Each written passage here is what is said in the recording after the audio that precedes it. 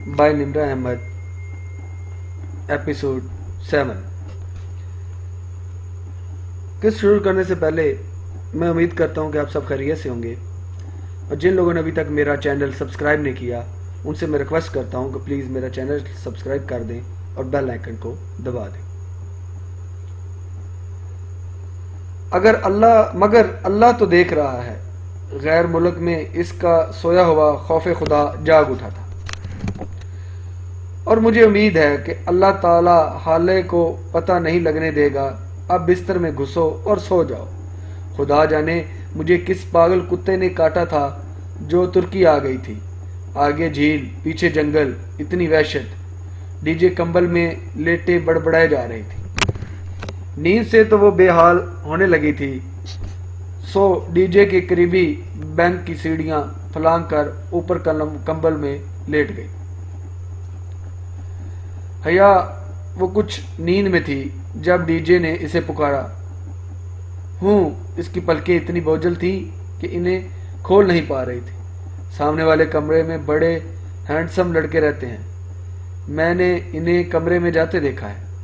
अच्छा, इसका ज़हन गनूदगी में डूब रहा था।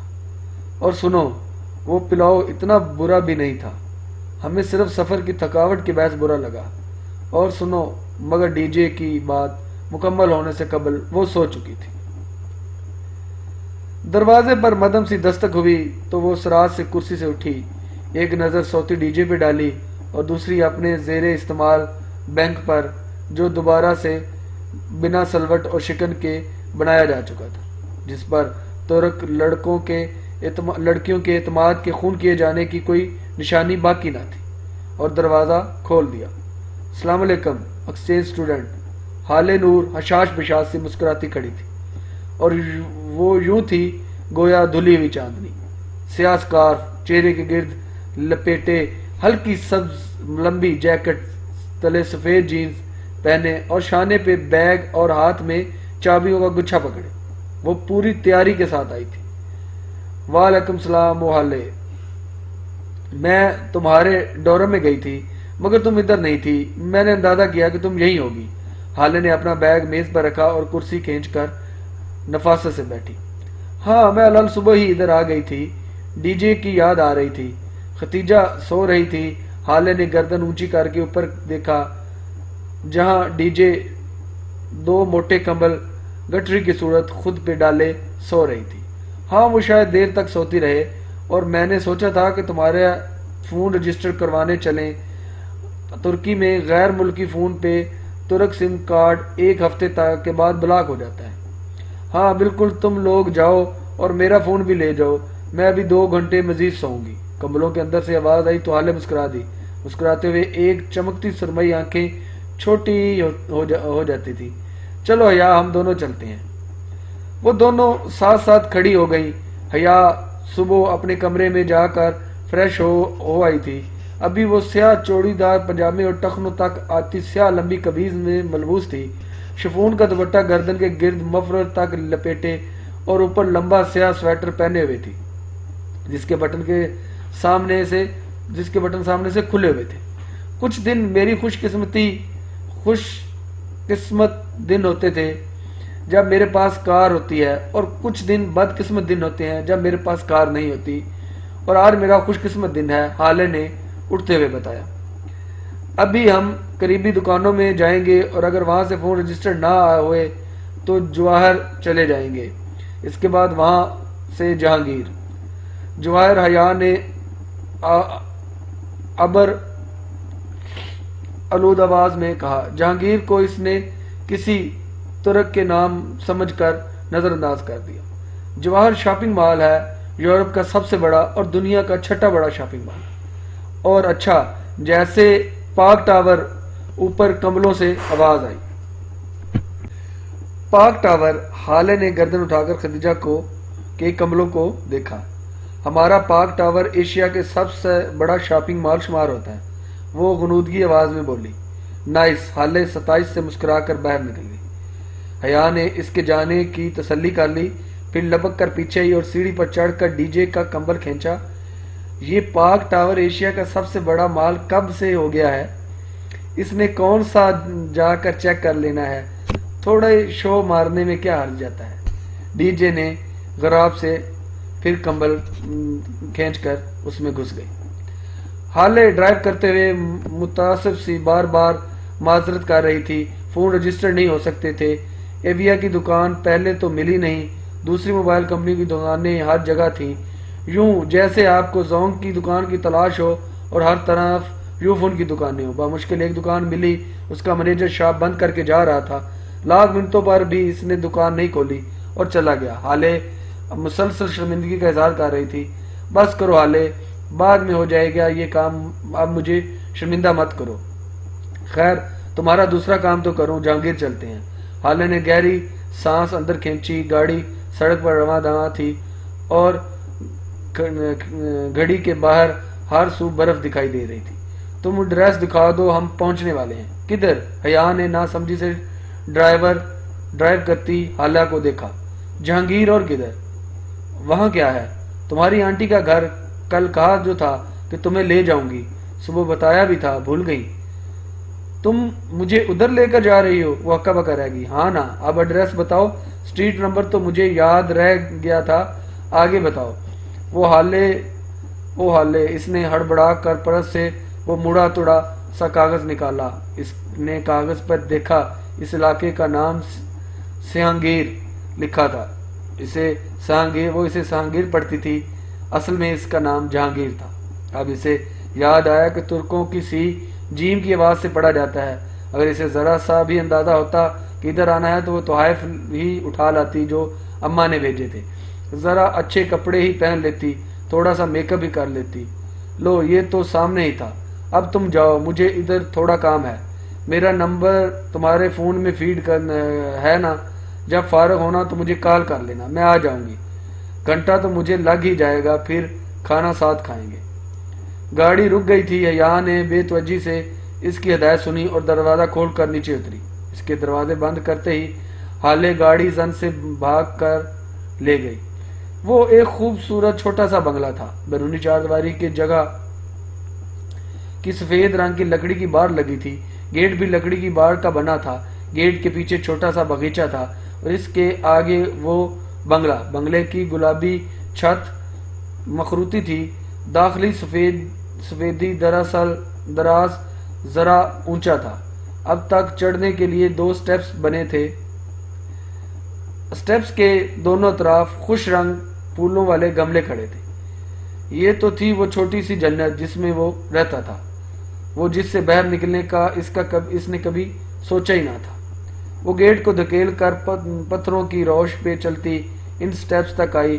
اونچے سفید دروازے پہ سنہری رنگ کی تختی لگی تھی، سکندر شاہ۔ وہ ترک جو میں لکھا نام اس کی پھپھو کا ہی تھا۔ گھنٹی کی تلاش میں اس نے ادھر ادھر نگاہ دوڑائی۔ اس گھر میں بہت ساری لکڑی کی کھڑکیاں بنی تھی، شاید کوئی کھڑکی کھلی تھی جس سے مسلسل ایک ٹک ٹک کی آواز آ رہی تھی، جیسے کوئی ہتھوڑے یا کلہاڑے کو لکڑی پہ زور سے مار رہا ہو۔ اس نے کپ کپاتی انگلی گھنٹی پہ رکھی اور سنہری ڈور ناب کو چمکتے دھات میں اپنا عکس دیکھا۔ کاجل سے لبریز بڑی بڑی سیاہ آنکھیں، دونوں شانوں پر پھسل کر نیچے گرتے لمبے بال اور سردی سے سرخ پڑتی ناک، وہ سیاہ لباس میں چینی کی مورت لگ رہی تھی، گھبراتی ہوئی پریشان سی مورت۔ اس نے گھنٹی سے انگلی ہٹائی تو ٹھک ٹھک کی آواز بند ہو گئی۔ چند لمحے بعد لکڑی کے فرش پہ قدموں کی چاپ سنائی دی، کوئی انجانی زبان میں بڑبڑاتا ہوا دروازہ کھولنے آ رہا تھا۔ وہ لب کاٹتے ہوئے کسی مجرم کی طرح سر جھکائے کھڑی تھی۔ جب دروازہ کھلا، چوکھٹ پہ بچھے ڈور میٹ پہ اسے دروازہ کھولنے والے کے ننگے پاؤں دکھائی دیے۔ اس کی نگاہیں دھیرے سے اوپر اٹھ گئی۔ بلیو جینز اور اوپر گرے سویٹر میں ملبوس، ایک ہاتھ میں ہتھوڑی پکڑے کوئی شخص کھڑا تھا۔ سویٹر کی آستینیں اس کی کونیوں تک موڑ رکھی تھی اور اس کی بازو نظر آ رہے تھے۔ حیا نے دھیرے سے چہرہ اٹھا کر اسے دیکھا۔ اس کا سانس لمحے بھر کو ساکت ہوا تھا، وہ ویسے ہی تھا جیسے اپنے بچپن کی تصاویر میں لگا کرتا تھا، وہی بھورے مائل بال جو بہت سٹائلش انداز میں ماتھے پہ گرے تھے، پرکشش آنکھیں، اٹھی ہوئی مغرور ناک، سنہری رنگت کے تیکھے نقوش، وہ ماتھے پہ تیوری لیے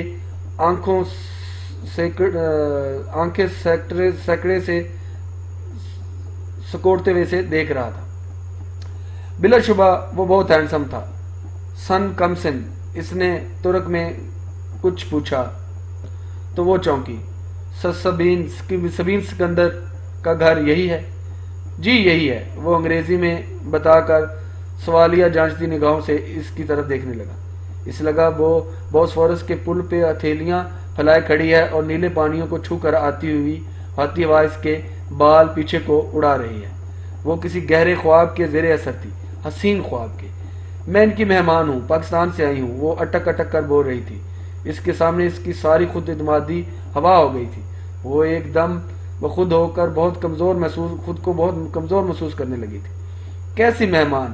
اس کا انداز اکھڑا اکھڑا سا تھا، جیسے وہ کسی ضروری کام میں مصروف تھا جس میں حیا مخل ہوئی تھی۔ میں حیا ہوں، حیا سلمان۔ اس نے پر امید نگاہوں سے جہان سکندر کے چہرے دیکھا کہ ابھی اس کا نام سن کر اس کی پرکشش آنکھوں میں شناشائی کی کوئی رمق۔ کون حیا سکندر؟ کون حیا سلمان؟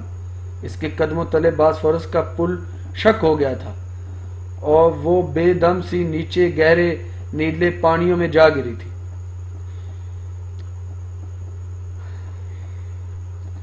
کون حیا سلمان؟ یہ آواز دہراتے ہوئے وہ سن سی ہوتی اس سے تک رہی تھی۔ اس کی پلکیں جھپکنا بھول گئی تھی۔ اس شخص کے چہرے پہ زمانوں کی اجنبیت اور بیزاری تھی۔ پہچاننے یا نہ پہچاننے کا تو سوال ہی نہ تھا، جہان سکندر تو اس سے واقف ہی نہ تھا۔ کون میڈم؟ اس نے قدرے اکتا کر دہرایا۔ حیا نے خفیف سا سر جھٹکا، پھر لب بھینچ لیے۔ میں سبین پھپھو سے ملنے آئی ہوں، ان کے بھائی سلمان کی بیٹی ہوں، وہ جانتی ہیں مجھے۔ اوکے اندر آ جاؤ۔ وہ شانے اچکا کر واپس پلٹ گیا۔ وہ جھجک کر اوپر زینے پہ چڑھی پائیدان کو دیکھ کر کچھ یاد آیا تو فوراً پیر جوتوں سے نکالے اور لکڑی کے فرش پر قدم رکھا۔ فرش بے حد سرد تھا۔ دور راہداری اس کے پار جہان، اور اس نے جہان کو جاتے دیکھا۔ وہاں سے ہتھوڑی کی ٹھک ٹھک پھر سے شروع ہو چکی تھی۔ وہ راہداری عبور کر کے کچن کے کھلے دروازے میں آ کھڑی ہوئی۔ امریکی طرز کا کچن نفاست سے آراستہ تھا۔ عین وسط میں گول میز کے گرد 4 کرسیوں کا پھول بنا ہوا تھا۔ ایک جانب کاؤنٹر کے ساتھ وہ حیا کی طرف پشت کیے کھڑا تھا۔ اس کے ہاتھ میں ہتھوڑی تھی جس سے وہ اوپر کیبنٹ کے کھلے دروازے کے جوڑ پر زور زور سے ضربیں لگا رہا تھا۔ وہ چند لمحے کے شش و پنج کے بعد ڈھیٹ بن کر آگے آئی اور قدرے آواز کے ساتھ کرسی کھینچی اور بے اختیار چونک کر پلٹا۔ ڈرائنگ روم میں خیر وہ ناگواری سے لب بھینچ کر واپس کیبنٹ کی طرف مڑ گیا۔ اس نے ایک ہاتھ سے کیبنٹ کے دروازے کے جوڑ پر کسی شے کو پکڑ رکھا تھا اور دوسرے سے ہتھوڑی مار رہا تھا۔ حیا سلمان نے زندگی میں کبھی اتنی تذلیل محسوس نہیں کی تھی۔ میم چند لمحے گزرے تو وہ اسی طرح کام کی طرف متوجہ چہرے پہ ڈھیر و سنجیدگی لیے پکارنے لگا۔ وہ انگلیاں مروڑتی ٹانگ پہ ٹانگ رکھے سر جھکائے بیٹھی تھی۔ دفعتاً چوکھٹ پہ آہٹ ہوئی تو سر اٹھایا۔ راہداری سے برتن ہاتھ میں لیے سبین پھپھو اس پل کچن میں داخل ہوئی تھی۔ کندھوں تک آتے باب کٹ بال اور کھلے لمبے سکرٹ کے اوپر سرمئی سویٹر پہنے وہ کچھ بولتی آ رہی تھی۔ اسے بیٹھا دیکھ کر ٹھٹک کر رکی۔ حیا میرا بچہ، تم کب آئی؟ برتن کاؤنٹر پہ تقریباً گرا کر وہ والہانہ انداز میں اس کی طرف لپکی۔ وہ جو جہان کے سرد مو رویے پہ بد دل سے بیٹھی تھی گڑبڑا کر اٹھی۔ بہت گرم جوشی سے اسے گلے لگا کر انہوں نے اس کی پیشانی چومی، پھر بے حد محبت اور اپنائیت بھری نم آنکھوں سے مسکرا کر اس کا چہرہ دیکھا۔ فاطمہ نے بتایا تھا کہ تم کچھ روز تک آؤ گی۔ میں سوچ رہی تھی کہ تم تھکن اتار لو تو میں خود ہی تم سے ملنے آؤں گی۔ کیسی ہو تم؟ کتنی پیاری ہو گئی ہو۔ اور اب اس کے ساتھ والی کرسی پہ بیٹھی محبت سے اس کا ہاتھ تھامے کہہ رہی تھی، میں ٹھیک ہوں پھپھو، آپ کیسی ہیں؟ وہ بددقت مسکراتی ان کی طرح انگریزی میں گفتگو کر رہی تھی۔ تم کتنی بڑی ہو گئی ہو، آنکھیں تو بالکل سلمان بھائی جیسی ہیں۔ لوگ کہتے ہیں میری آنکھیں میری اماں سے ملتی ہیں پھپھو۔ وہ ہلکا سا جتا گئی۔ بھائی مجھے تو تم میرے بھائی کا ہی عکس لگتی ہو۔ اور سب کیسے ہیں؟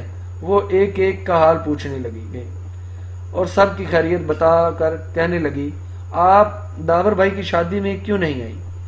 داور بھی کتنا بڑا ہو گیا ہے ماشاءاللہ، شادی بھی ہو گئی، کیسی رہی شادی؟ میں نے ویڈیو دیکھی تھی تمہاری۔ اس نے چونک کر انہیں دیکھا۔ کون سی ویڈیو؟ اس کا سانس رکنے لگا، ایک دم ہی کمرے میں بہت گھٹن ہو گئی تھی۔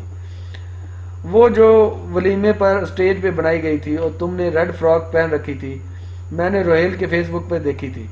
روہیل سے آپ کا کانٹیکٹ ہے؟ اس کی رکی سانس ایک خوشگوار حیرت کے ساتھ بحال ہوئی۔ وہ اور آپ فیس بک یوز کرتی ہیں؟ وہ ان دنوں کی جانب پشت کیے کیبنٹ کے دروازے پہ اس طرح ضربے لگا رہا تھا۔ ہاں، بس روہیل کی البمز دیکھ لیا کرتی ہوں۔ تم استعمال کرتی ہو فیس بک؟ نہیں، پہلے کرتی تھی پھر چھوڑ دیا، مجھے یہ سوشل نیٹ ورک پسند نہیں۔ ہر شخص آپ کی زندگی میں جھانک رہا ہوتا ہے، انسان کی کوئی پرائیویسی نہیں رہتی۔ حیا نے جواب دیا۔ او حیا، تم جہان سے ملی؟ ایک دم خیال آنے پہ انہوں نے گردن پھیر کر اپنے بیٹے کو دیکھا جو چہرے پہ ڈھیروں سختی لیے اپنا کام کی جانب متوجہ تھا۔ جہان، تم حیا سے ملے؟ یہ سلمان بھائی کی بیٹی اور روہیل کی بہن ہے، تمہاری فرسٹ کزن۔ ہوں، مل چکا ہوں۔ وہ اب جھک کر دروازے سے کیل نکال رہا تھا۔ یہ رشتہ داریاں یاد رکھنے کے معاملے میں بہت پور ہے، ویسے کوشش تو کرتا ہے، اسے رشتہ دار یاد بھی رہتے ہیں۔ والدین؟ اچھا، دراصل پھپھو انسان، اب حیا نے کہا، دراصل پھپھو انسان کو رشتے تب یاد رہتے ہیں جب اس کے ماں باپ اسے رشتے یاد دلائیں۔ بچوں کا کیا قصور؟ سارا قصور تو والدین کا ہوتا ہے۔ اگر والدین ہی اولاد کو کبھی رشتہ داروں سے نہ ملوائیں تو الزام کس کے سر پر رکھا جائے؟ سبین پھپھو کا جوش و خروش سے دمکتا چہرہ پھیکا پڑ گیا، مگر وہ اس طرح تلخی سے کہتی جا رہی تھی۔ جہان اب بھی کام میں مصروف تھا۔ مثلا اب آپ لوگ ہیں، آپ کئی دہائیوں سے ادھر مقیم ہیں اور شاید آپ کا واپس آنے اور اپنے خونی رشتوں سے ملنے کا دل ہی نہیں چاہتا، تو ہی نہ یہ انفیئر نہیں؟ پھپھو کا چہرہ سفید پڑ گیا تھا، لٹھے کی مانند سفید اور پھیکا۔ پھر وہ بد دقت ذرا سا مسکرائی اور ہولے سے سر جھٹکا۔ ٹھیک ٹھیک کہہ رہی ہو، بس کبھی آ ہی نہیں سکے۔ اب وہ مطمئن تھی، اپنے لہجے پہ اسے قطعی افسوس نہ تھا۔ یہ ان لوگوں کی بے رخی تھی جس کے باعث اس کا ان سے تعلق ایک سوالیہ نشان بن کے رہ گیا تھا۔ وہ زمین اور آسمان کے درمیان معلق تھی۔ کسی کی منقوع ہو کر بھی خاندان کے لڑکے اس سے امید لگائے بیٹھے تھے۔ اس کڑوی دوائی کا ذرا سا ذائقہ ان لوگوں کو بھی چکھا لوں جنہیں اپنے بیٹے کو یہ بھی بتانا مشکل لگا تھا کہ وہ اس کی کزن ہے، یا شاید اس سے زیادہ کچھ اور بھی بتایا ہو۔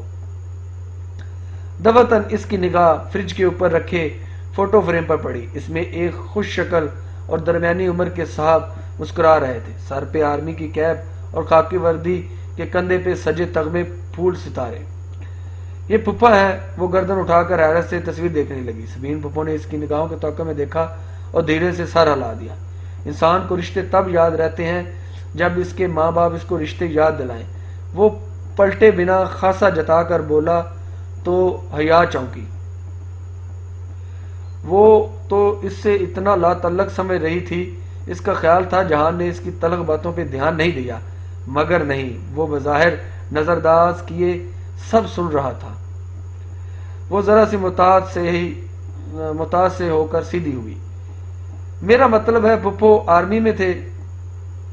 پاکستان آرمی میں؟ نہیں۔ جہان ہتھوڑی سلیب پر رکھ کے آگے بڑھا اور فریج پر رکھا فریم ہاتھ سے گرا دیا۔ تصویر والی طرف فریج کے چھت پہ سجدہ ریز ہو گئی۔ حیا، تم نے کھانا نہیں کھایا ہوگا، میں بس لگا رہی ہوں۔ پھپھو اب سنبھل کر دوبارہ سے اشاش پشاش سی ہو گئی تھی۔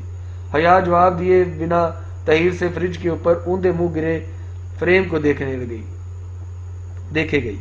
اس کے ایک سوال کے جواب میں جس بد مزاجی سے جہان نے فریم گرایا تھا وہ ابھی تک اس پہ خاموش تھی۔ ممی، آپ کا کیبنٹ تیار ہے اور اب کیبنٹ کا دروازہ کھول بند کر کے چیک کر رہا ہوں۔ تھینک یو جہان، باتھ روم کا نل بھی۔ پھپھو نے گول میز پہ پلاؤ کا بڑا سا پیالہ رکھتے ہوئے یاد دلایا۔ آئے ہائے، پھر وہی بد مزہ پلاؤ۔ وہ خفیف سا سر جھٹک کر رہ گئی۔ رہنے دے پھپھو، میں کوئی اگر مگر نہیں، میں تمہارے لیے کچھ خاص نہیں بنا سکی۔ اس لیے اب انکار کر کے مجھے شرمندہ مت کرنا۔ جہان اب دروازے سے ایک ڈبہ نکال کر اندر رکھی چیزیں الٹ پلٹ کر رہا تھا۔ دفتن ڈور بیل بجی۔ جہان نے رک کر راہداری کی سمت دیکھا، پھر ڈبہ وہیں چھوڑا اور باہر نکل گیا۔ شروع کرو حیا، پپو نے مسکراتی آنکھوں سے اسے دیکھتے ہوئے پلیٹ اسے تھما دی۔ اس نے شکریہ کہہ کر چاول اور تھوڑا سا لوبیا کا مسالہ پلیٹ میں نکالا۔ راہداری کے اس پار جہان کسی مرد کے ساتھ ترک میں کچھ بول رہا تھا۔ دونوں کی مدھم سی آوازیں سنائی دے رہی تھی۔ دوسرے ہی چمچ میں وہ پلاؤ سے اسے مزید مزیدار لگنے لگا تھا۔ ڈی جے ٹھیک کہہ رہی تھی، ان کا کھانا صرف سفر کی متلی کے باعث برا لگ رہا تھا۔ پپو آپ کے ہاتھ میں بہت ذائقہ ہے حیا۔ اس کا چمچہ پکڑے منہ تک جاتا ہاتھ اور بات دونوں رک گئے۔ بے حد بے یقینی سے اس نے گردن موڑی۔ جہاں راہداری سے اسے پکارتا چلا آ رہا تھا، کیا اس مغرور اور بد دماغ آدمی کو اس کا نام یاد رہ گیا ہے؟ جی، وہ بامشکل بول پائی۔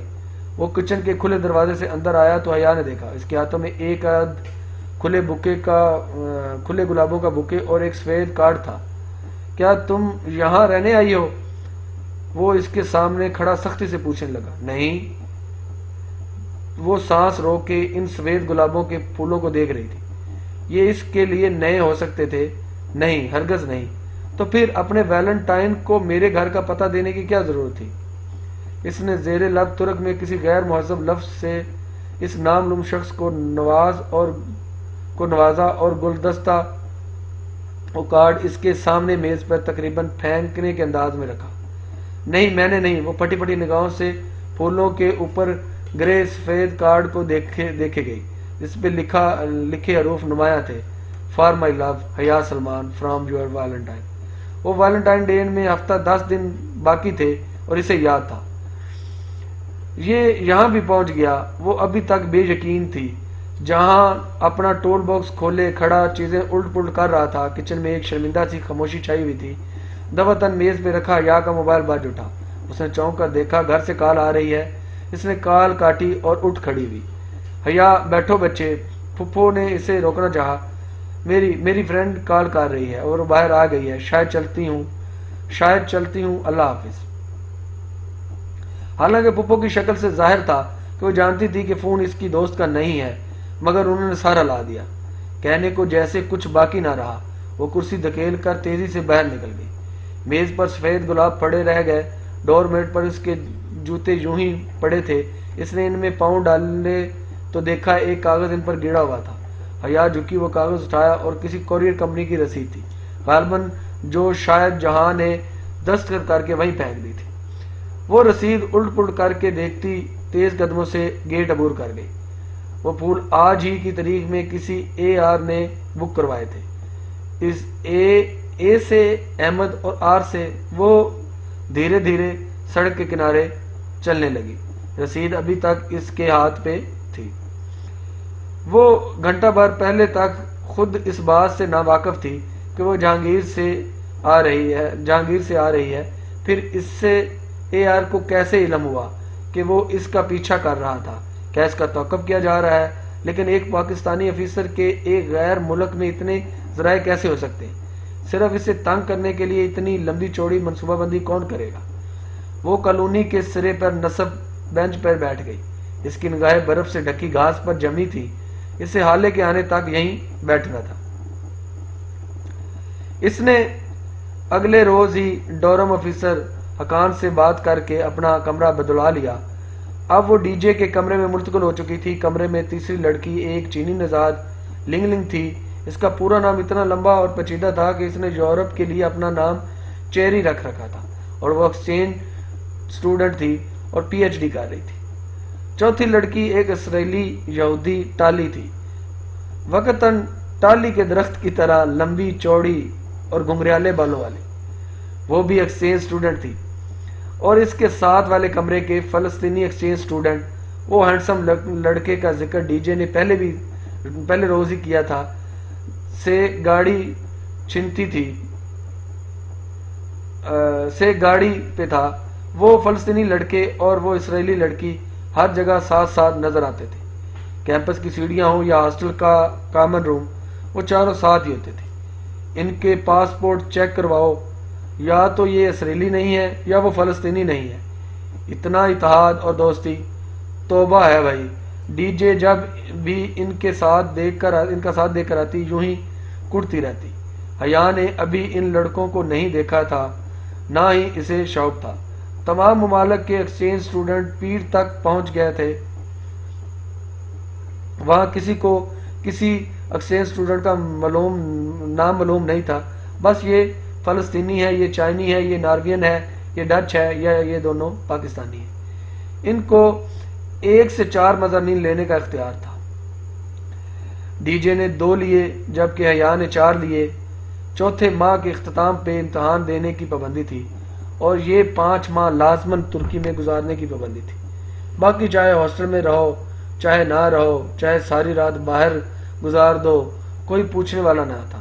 خوب مزے تھے۔ سبانچی میں کلاس کے اندر لڑکیوں کے اسکارف پر پابندی تھی، تو یہ حالے نور کیا کرتی ہوگی؟ حیا نے ڈی جے سے تب پوچھا جب وہ دونوں نماز کے بہانے کلاس میں دکھائی جانے والی ترکی کی تعارفی پریزنٹیشن سے کھسک کر آ گئی تھی اور اب پریئر ہال میں بیٹھی چپس کھا رہی تھی۔ وہ کلاس میں اسکارف اتار کر ہی جاتی ہے، ڈی جے چپس کترتے ہوئے بتا رہی تھی۔ وہ دونوں چوکڑی مار کر کارپٹ پہ بیٹھی تھیں۔ ایک طرف الماری میں قرآن اور اسلامی کتب کے نسخے سجے تھے اور دوسری طرف بہت سے اسکارف اور اسکرٹس ٹنگے ہوئے تھے۔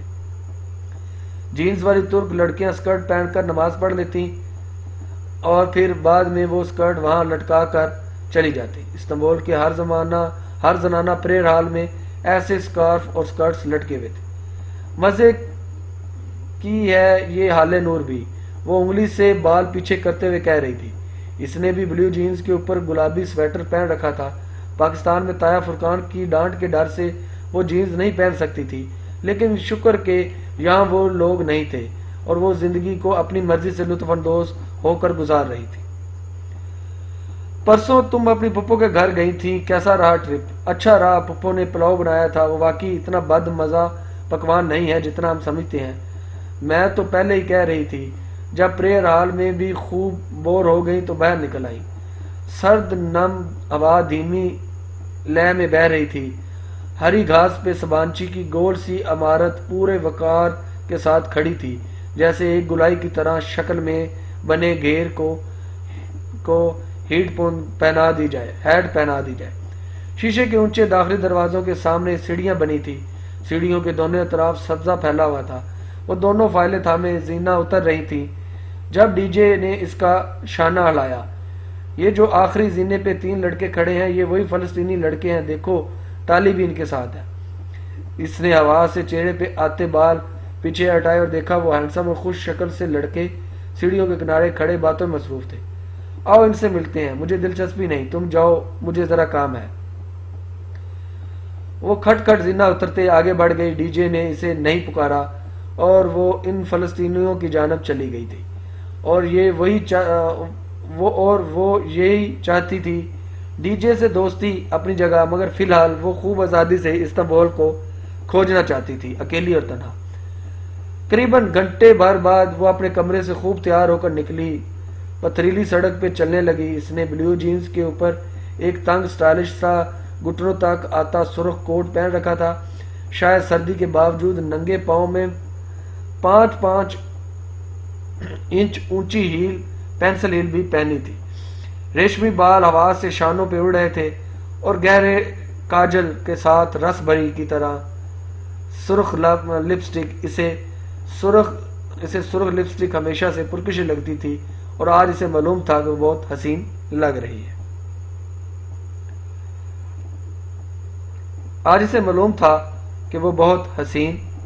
رہی ہے۔